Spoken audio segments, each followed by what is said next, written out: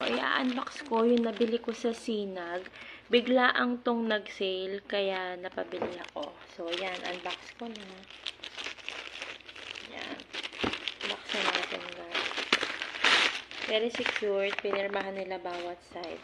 Tapos, nag-send din sila ng picture bago nila i-send sa akin. So, balot na balot.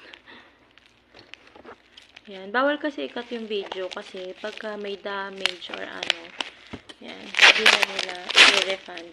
So, kailangan kitang-kita talaga yung pagkaka-unbox mo ng parcel. So, yun na nga. Nabili ko to ng mura lang. Pang daily lang. Yan. So, yan. Thank you. May mga eme-eme. Wala lang siyang free.